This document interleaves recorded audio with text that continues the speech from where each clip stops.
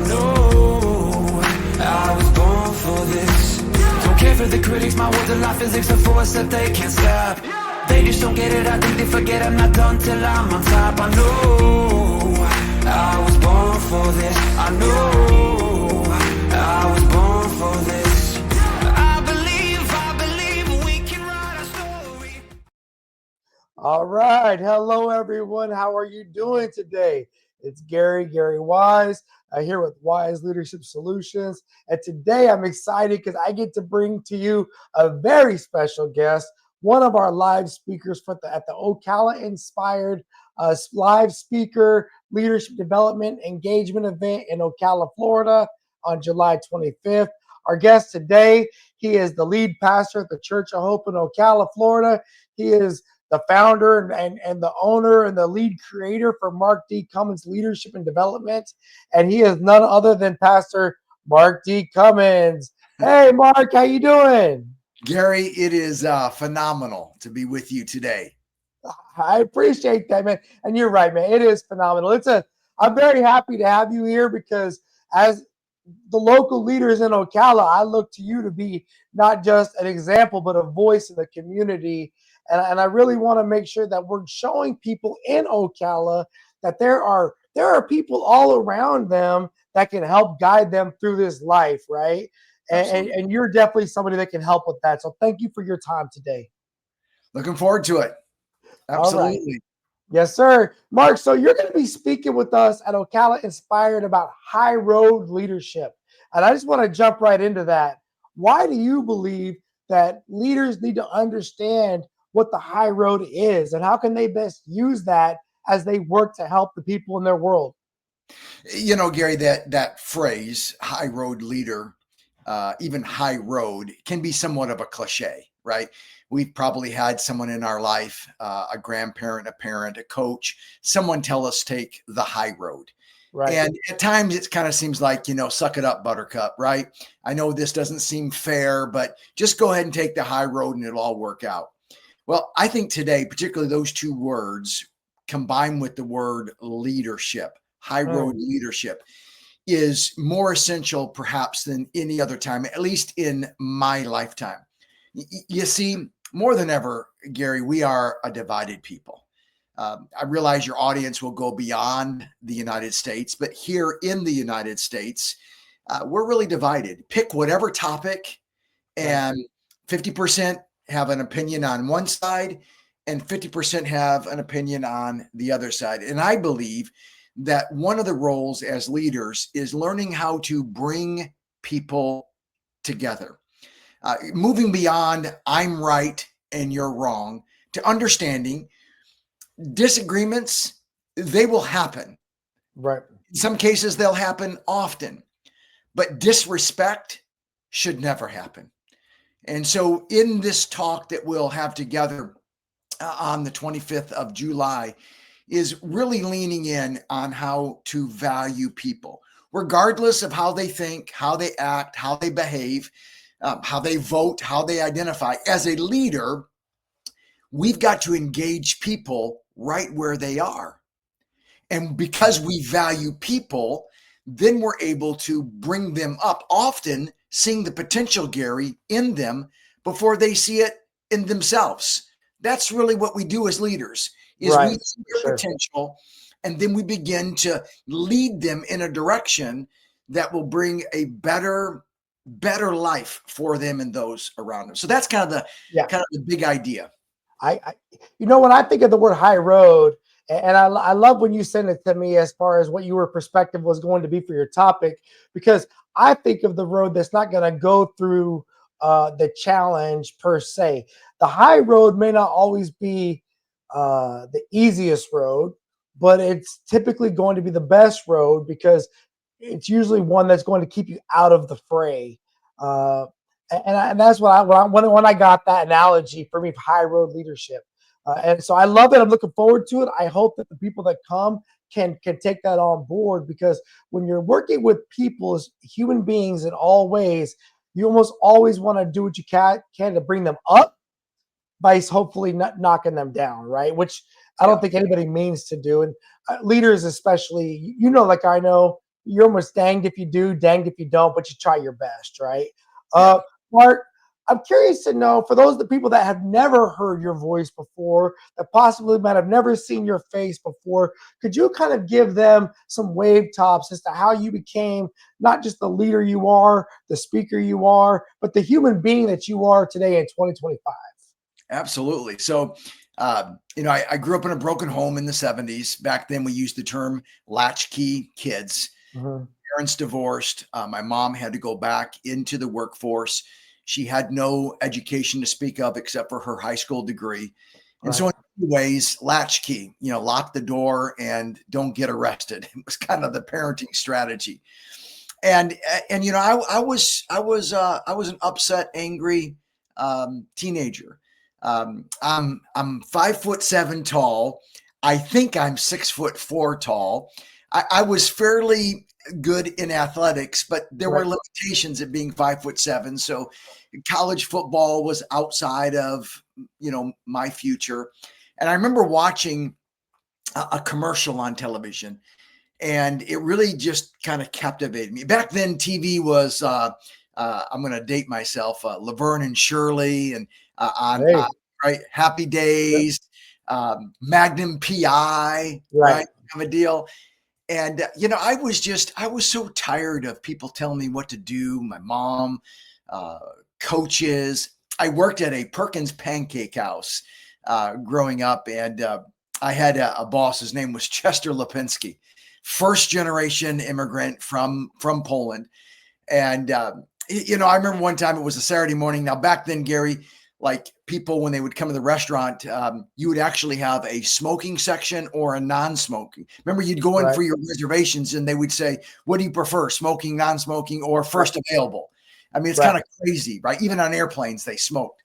Right. And but people would order their eggs and dip their toast, smoke their cigarettes, put out the ashes, and they'd kind of linger. And then it would come back to me, the dishwashers of America. Mm. And Saturday mornings, it's just, you're trying to get those dishes cleaned, back up on the line for the short order cook to put more eggs, more bacon, more pancakes to kind of keep it going out. And Chester was always like, get these dishes done. And so one day I'm just kind of getting after it, and a little bit of the hard crusted on egg, didn't get off the plate. I'm thinking it's no big deal. I stack the plates, take them up there, and the cook gave it to Chester. Chester comes back, right, and gives me a big old hard time about this little flake of egg. And Right. I'm just losing my temper, and I just tired of people telling me what to do. So that commercial that I saw in between Laverne and Shirley or Happy Days or whatever, it had this guy in a uniform, and he's fighting this dragon with a sword. And at the end, there's an 800 number. Yeah. So I Yeah. called it. The next day, a United States Marine recruiter shows up at the door and gave me the sales pitch. And I'm like, I'm going to the Marines. I was 17. So my mom had to sign a waiver. But Right. that really started my leadership journey. One, by revealing how narrow-sighted of a framework that I had, because I was tired of people telling me what to do. So what did I do? Go to basic training. I just joined the Marines, right? But it took me from 17 to 21 real fast, and I began to Yeah. learn and grow and understand. And really, I'll forever be grateful for that training. And ironic enough, my spiritual journey actually began in the Marine Corps as well. I Right. was in Okinawa, Japan, and tired of going to the chow hall. And as a Lance Corporal and a Corporal, E3, E4, you don't have a lot of cash. And so I didn't know they were missionaries, but they would invite guys to go over to the USO, and they would pay for breakfast. And they would begin to share how, God really isn't a killjoy, and he's not mad at you. On the contrary, he's madly in love with you. And I began to kind of lean into that story. And so I began my spiritual journey and following after Christ. Came out of the Marine Corps, started my educational pursuit and a bachelor's, master's. I went on to have an earned doctorate. And then over the years, in the role of a pastor, I always kind of felt disconnected. You know, guys are getting up and working every single day, going out, and I'm at the church, and it just seemed to be disconnected. So I was always looking for an avenue to create a business, a company.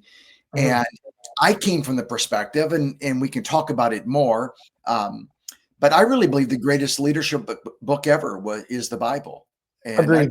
I know some guys, or gals, are watching, and they're like, you know, Mark, I don't know, I've leaned into it, but I tell you, we could look at any author that's out there, Tony Robbins, whoever the guy is that you're following, that you think, Simon Sinek, whoever it might be, old Dale Carnegie. Those principles are just reworded from scriptures. And I think if you and I choose, and people can choose however they would want to define leadership, but to me, the best definition of leadership is influence. That's what leaders do. There are a lot of people who call themselves a leader, but if you look behind you and no one's following you, right, you're just going for a walk. So leadership is about influence. And when you kind of just look statistically around the world, even today, about a man who I believed was also God, but lived and died. I mean, 33 years, that's all that he lived on this earth. And then he ends up influencing like the whole world, then every generation since. So I decided that I wanted to get outside, so to speak, from the walls of a church and the steeple, and just get where people are at. And so that's when I launched MDC Life and Leadership Development Company. And, you know, I'm in the role of a pastor. And so obviously that's a full-time gig. But I do have clients that I work with in Ocala and some nationally and globally. And the whole idea, kind of the whole purpose is partnering with leaders to reach their full potential. I just believe that people have another level, and I want to come alongside of them and help them to experience that next level. 100%. And, you know, I relate with everything that you just said. And honestly, I think most leaders will, because we understand the parallels between faith and what's required to take people to go somewhere, anywhere in this journey, right? Yeah. Almost any follower wants to put faith in their leader. And almost all leaders are asking for followers to please give them some faith and some trust and some hope. And we'll try to get there, because it's never a sure thing, right? I mean, that's the funnest things in life have a little bit of risk to them, and you have to just put yourself out there a little bit. And I remember there was a men's group I went through once upon a time, and we were doing a series on the Last Supper. And I remember going through that conversation and recognizing that this is like a turnover. And like essentially Jesus is giving a turnover to his followers and saying, hey, look, guys, I had it. You got it. I don't even think you realize what I'm telling you just yet, but in a few days, it'll all be clear and figure it out. And that was when I really first like, oh my God, this is a leadership book. And since then, when I approach it from that perspective, I'm never let down, right? And I pick a story, any story, I can almost always find something of value in there when it comes to leadership. And I think that's just a very simple truth that will continue to manifest the greatness of the book and the gospel. Mark, not everyone knows this about you, so I will tell the world. Mark is also an Ironman, which is, you know, I'm also blessed to be 5'6", you know, in life. So maybe you got some height on me. My grandpa said that I was tall enough because my legs reached the ground, you know. And I never knew how short I was till I met my wife Erica, and she notified me of that, because I always thought I was 6 feet. I still think I'm 6 feet tall. You know, what the heck? Yeah. But you know, so I could definitely relate. And so then looking at the things you do athletically, I'm very inspired by that. And I'm just curious if you would be willing to share with the people, you know, what's a typical day like for, you know, a Mark D. Cummins, Ironman coach extraordinaire? What do you do day in and day out that makes you so consistent and so ready to take on the challenges of the life? Yeah. Well, I love the word consistent. It's not always the sexiest word in the world, but I think it's the most successful word. So I'm at a stage in life, and when I started racing marathons and then ultimately Ironman races, my daughters had graduated from college, and so I'm an empty nester, so to speak. And so all that time that I had invested with two daughters in the home, I had some discretionary time. And I've always enjoyed, the typical kind of PT that we learned in the military, a little bit of run, pull-ups, get into the gym, do some workouts. But I really began as I was headed towards 50 to look at particularly the Ironman race as an endurance and really as a metaphor for Right. life and in leadership. Grit and resiliency, being able to withstand the tests and go the distance. Really, the difference between someone who would say that maybe they haven't reached their goals yet, and they Right. look at somebody and says, "Look how they have it. Look how they have reached their goals and their success." Really, the only difference is not so much ability as it is an attitude that you're just not going to quit. You're just not there yet. I haven't reached that. So, Ironman racing, and for your viewers who might not know, Ironman consists of 3 athletic disciplines: swim, bike, and run.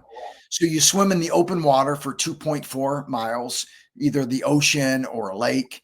Then you bike 112 miles, and then you run a full marathon, 26.2 miles. And so you do that all compressed in about, well, you have 17 hours. There is a cutoff. If you don't finish within 17, then you're DQ'd. But a lot of people do it in around 12 hours or so. And it just became a great metaphor for endurance. And so there's a training component. But basically, if you looked at my day, I'm going to do it in reverse order because I believe every good day starts the night before. So back in the day, packing your gear, prepping. So I always start the night before. And I've really, as a younger man, who needs sleep? I don't need no sleep. Just give me another cup of coffee and energy drinks. Right. But all that is a bunch of nonsense. We really need sleep. There's lots of data out there today, good sleep hygiene. And so it starts with a good night's rest. And so, I do some wonky things. I've got some blue blocker glasses that I wear to start, getting the light out of my eyes, kind of winding down that night, really thinking through, I want a really good night's sleep because much like, our cell phones, they have incredible potential, but if they lose their power, there's nothing that you can do with that cell phone. That's the same thing with our body, emotionally, mentally, physically, spiritually. So I start with a good night's sleep. And then I get up early and I do some things that are maybe different, but they're good for me. Again, your viewers, maybe on another podcast or another time we can unpack it. But one of the first things I do, I get up, go to the bathroom, kind of get squared away for the morning. I hydrate, and then I have a cold plunge here at the house. It's chest, and I keep it at 43 degrees. And so I get in there for 4 minutes. Right. And kind of just wake up and kind of get everything going. Lots of dopamine. I mean, it's a great high. And then I get up and I begin to kind of warm that up. And then I'm going to do something physical next. Whatever that might be in the training cycle for that day, there's going to be a physical chunk. Then the next thing is I'm going to lean into my mental and my spiritual space. And that's going to be, some Bible reading, some prayer, some devotion, something that I'm reading. I've got my journal. I'm looking at my day. Where am I going to be? How do I need to think through this and all that? So that's really kind of just getting me set up, for my day. I'm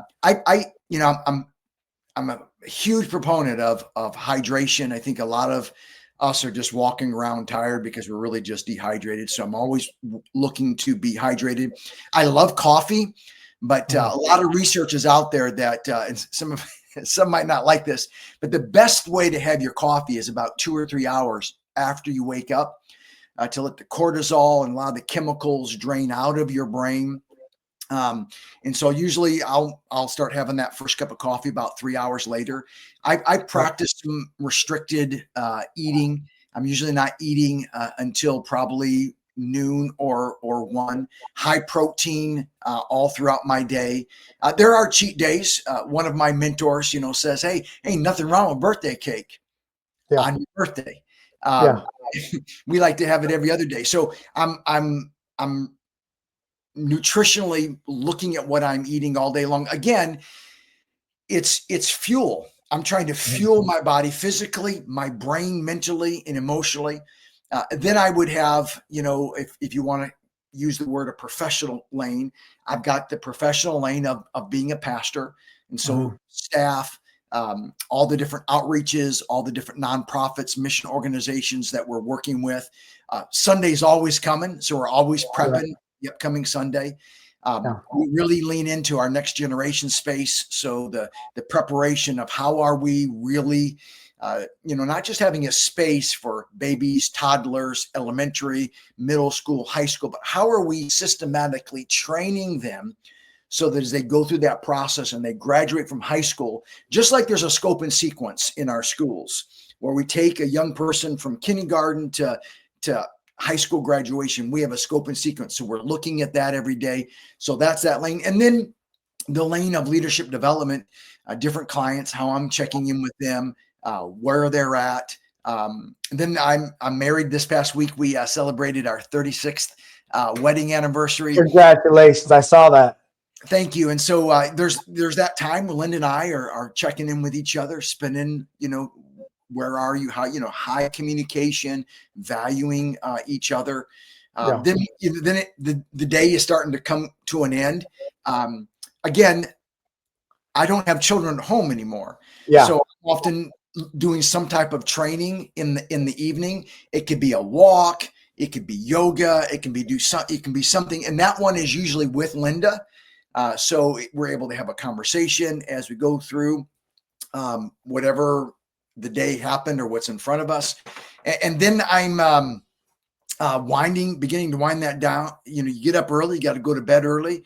And so we wind things down. I'm reading something, occasionally if there's a show that we like, we'll tip in and watch that show. But again, then I'm right back to bedtime. And so I'm prepping what's happening tomorrow. I'm getting set back up, good sleep hygiene. And I've been doing that. I turned 60 next month. I've been doing that at least since my late 20s out of the Marine Corps.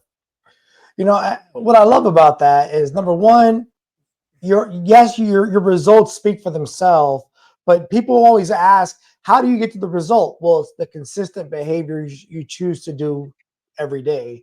Right. And it's the little things that you're doing. And as you just laid that out for me anyway, all I hear is repetition and consistency, and none of that by almost every one of those things by themselves are manageable.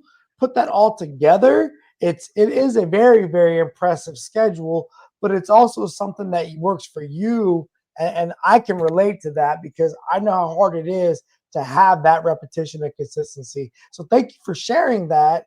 And I hope it inspires everyone else who's watching this, just like it inspires me. And I think we all go through our ups and our downs and our highs and our lows, especially now that you've recognized, hey, I'm an empty nester. I've got a little more time in my hands, vice what I might have had when my kids were younger or my kids were teenagers or whatever it was. But I'm willing to bet that, like you said, even if we go back to those times in your life, you were going to have those same principles. And all good things that I think leaders should be listening for and looking for, because repetition is the secret to consistency, at least in my opinion.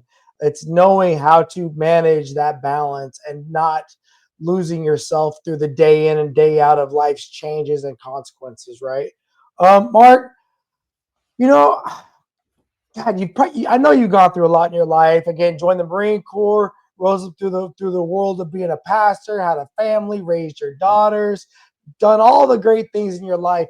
Is there any specific challenges that you think really have prepared you, not just for the things you're dealing with tomorrow, but especially for this concept of high road leadership, that maybe you'd be willing to share with the people that might be coming to hear you speak in person on July 25th?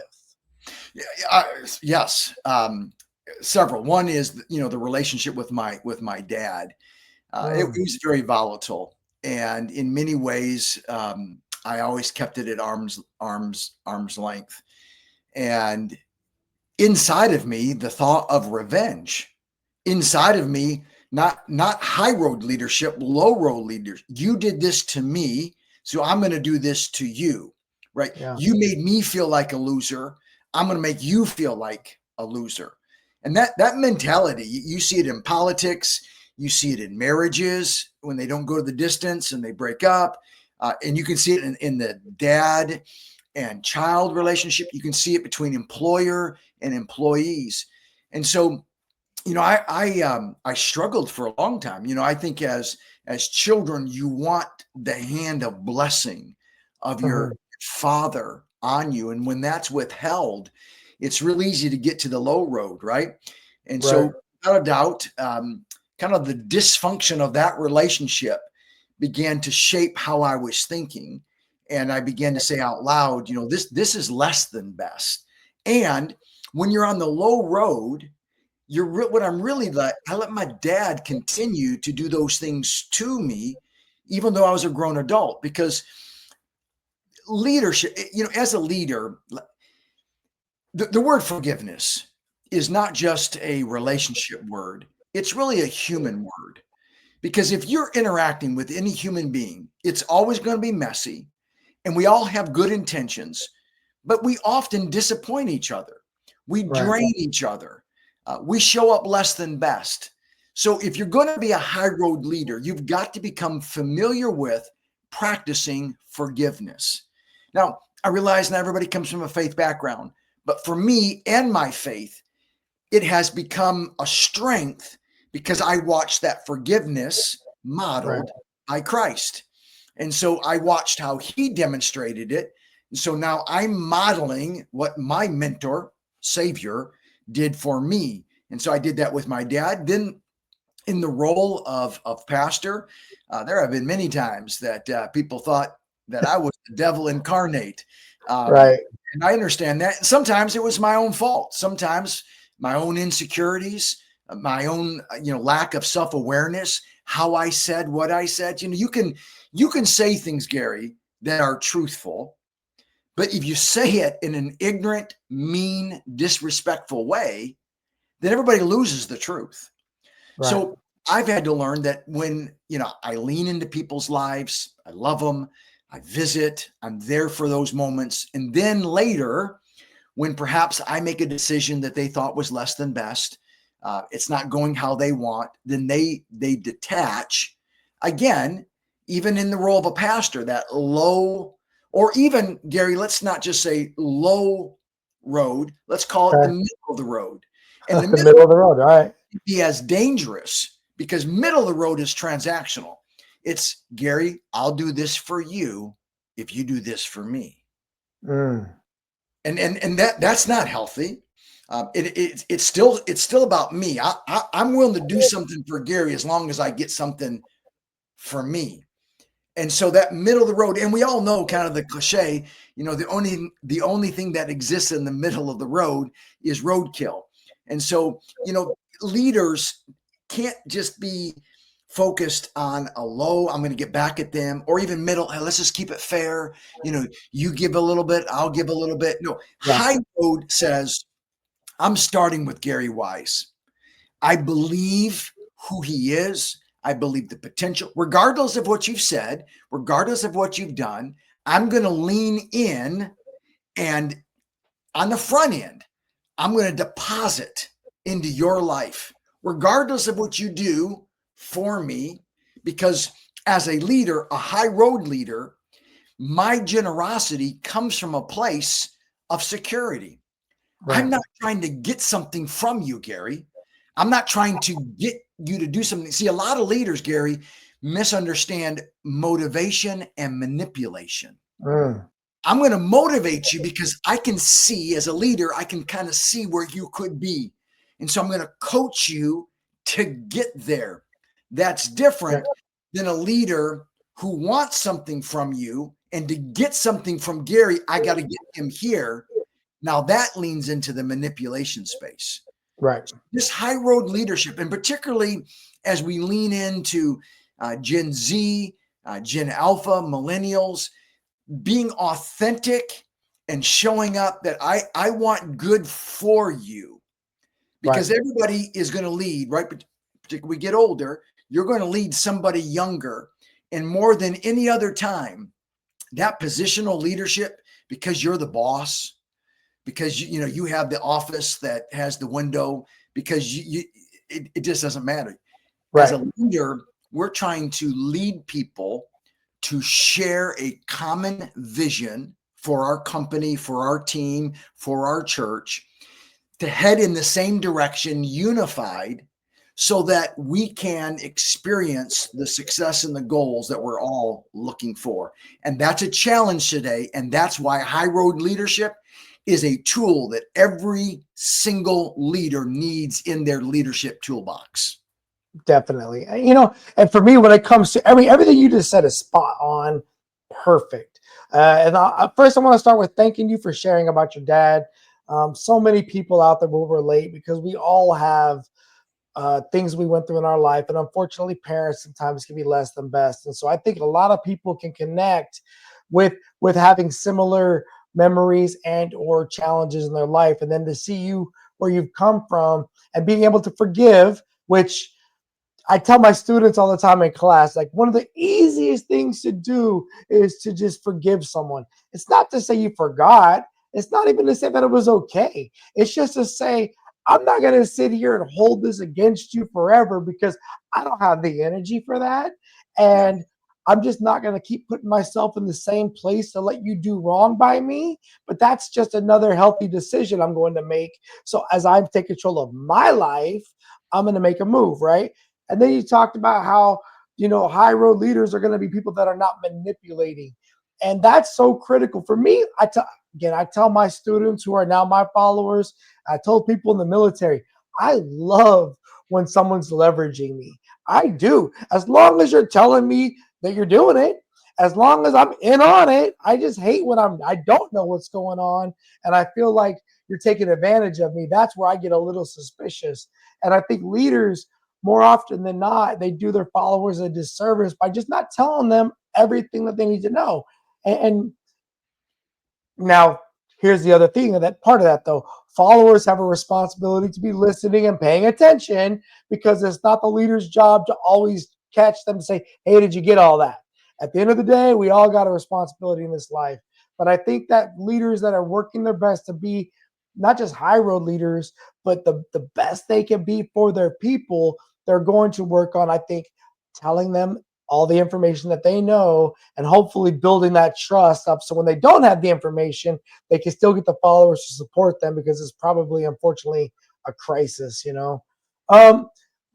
Now, this particular event we're hosting in Ocala, I'm trying to get people to come in person in Ocala to hear leaders that are all coming from Ocala.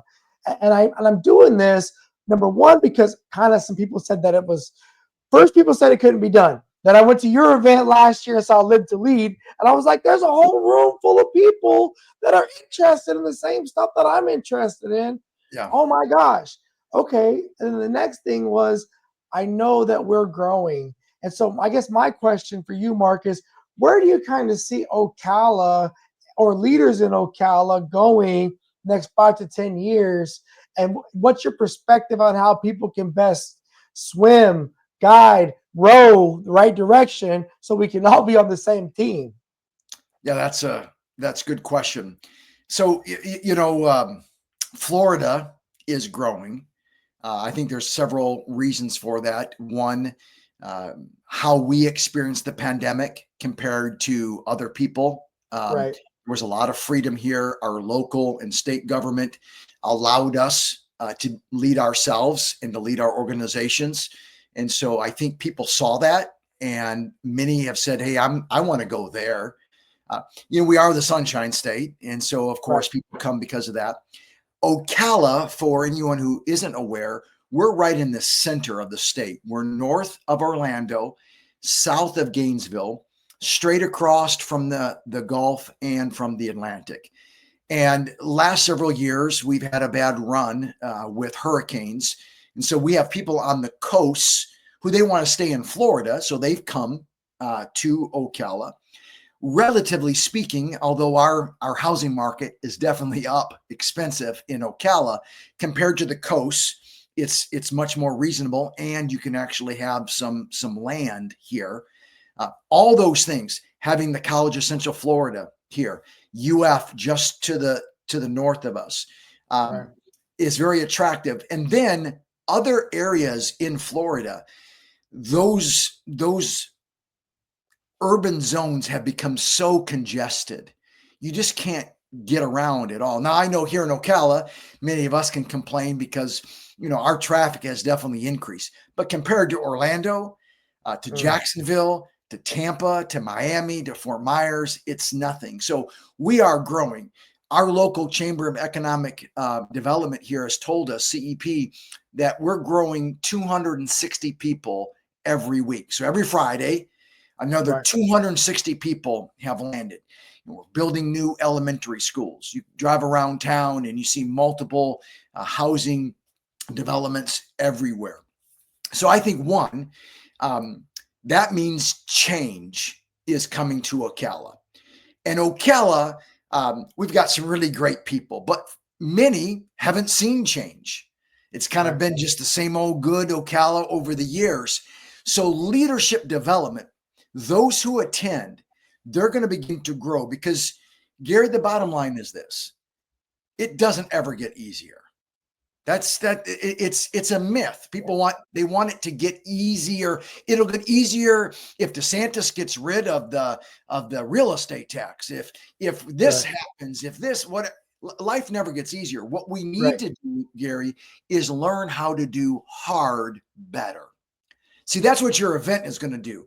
It's going to bring people together, and everything that somebody wants is outside of their comfort zone.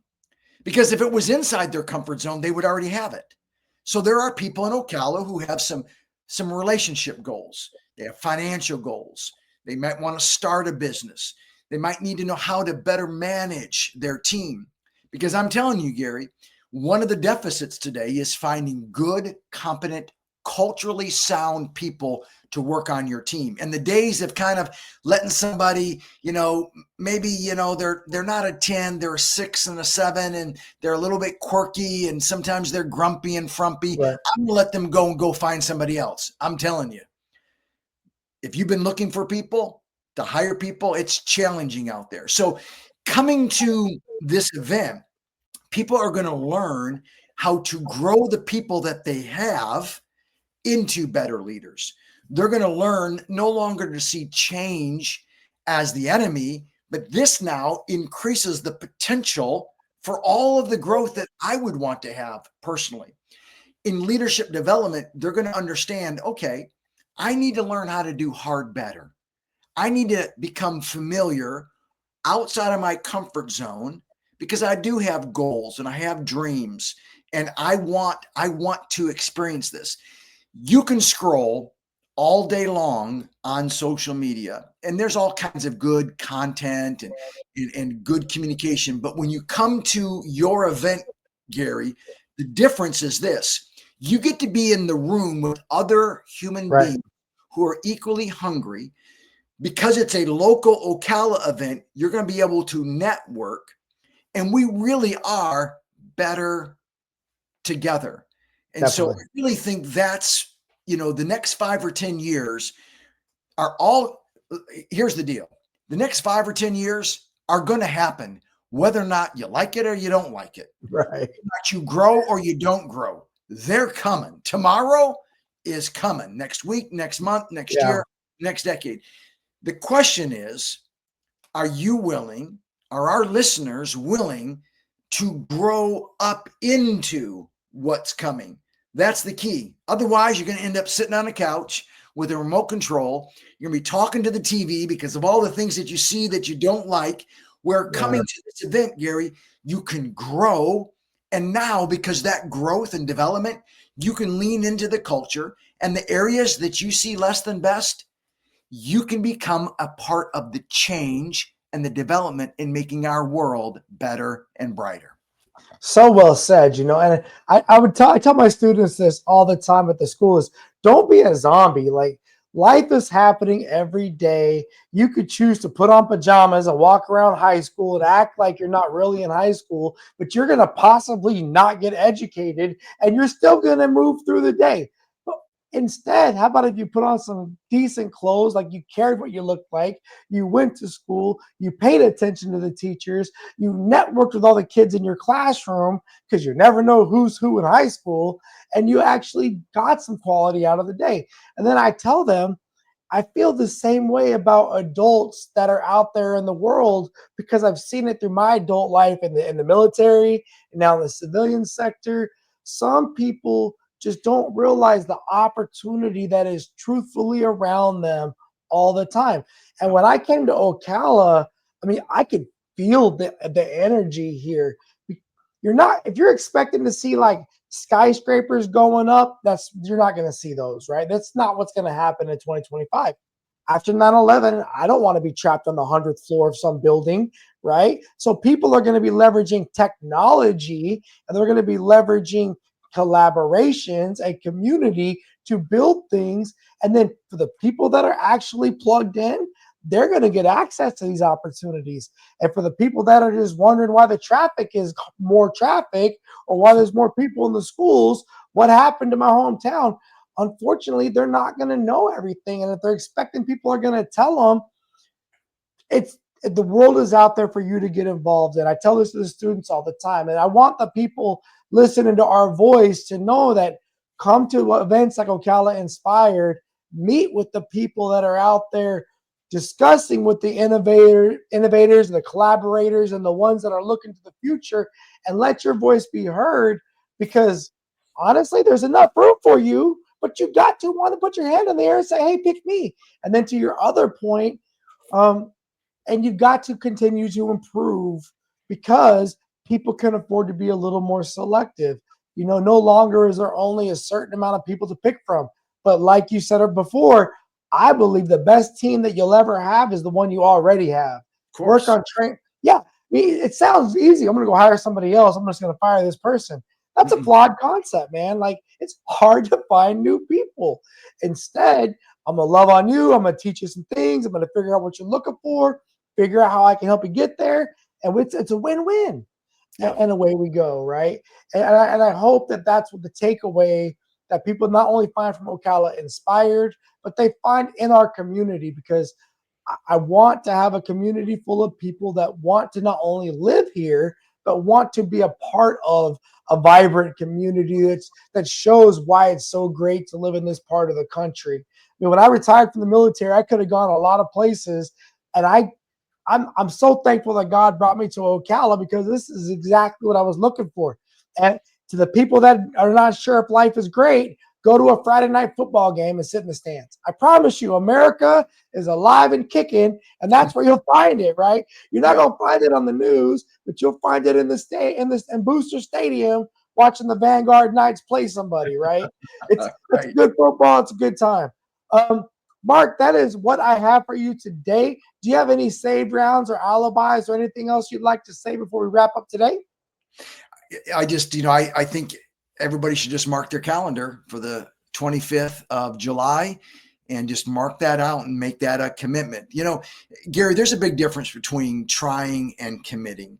And I understand the good intentions. People are going to try to come to Ocala Inspire, right? You invite them, and they say, yeah, I'm going to try and get there. Okay. I want to encourage all of your listeners today to quit trying. When you say you're going to try to do something, it's a built-in excuse. Because then I can circle back and say, well, you know, Gary, I told you I was going to try, but then this happened and that happened. I tried. What we need is to just commit. Commit to a day of personal growth. Everything you just said, Gary, you could summarize by simply saying there are really two types of people who are going to go through this day. People who are going to go through it. They're going to go to work. They're going to go to school. They're going to go to a gym. They're going to go on a road and go through traffic. They're going to go through it. Or the second type of person is people who grow through it. You're not going to be the same. You woke up this morning and you grew. You learned Some moments during the day you won, other days you learned and you grew through it. That's what Ocala Inspire is. You come, and it won't be a day that you just go through. You will grow through this day. And as you pillow your head at the end of 25 July 2025, you would have grown your capacity. You're going to grow your energy, your security, and your identity. And the sense of all things tomorrow is going to be deeper rooted in you. So I encourage all, put this on your calendar, commit to it, and I will see each and every one of you on Friday, July 25th at Ocala Inspire. I really appreciate that, man. That was perfect. I'm going to wrap it up here. One thing that you didn't say that I'm going to say it for you is Mark wrote a phenomenal book. It's called Iron Parents. I'm going to put the link of that book in the description for this video. So anyone who's interested in his parenting philosophies or his ideas behind having a strategy in which not only to live your life, but to help raise your child, take a look at this book and give it a go. It's a good read. I promise you, everybody. Mark, if you could stand by, I'd like to talk with you a few minutes after this is all said and done. And for everybody that's listening to our voices, this is Wise Leadership Solutions, Word from the Wise, and we are signing off. Thank you, everybody. And I know I was born for this. I know I was born for this. Don't care for the critics, my words are like physics, a force that they can't stop. They just don't get it, I think they forget I'm not done till I'm on top. I know I was born for this. I know I was born for this.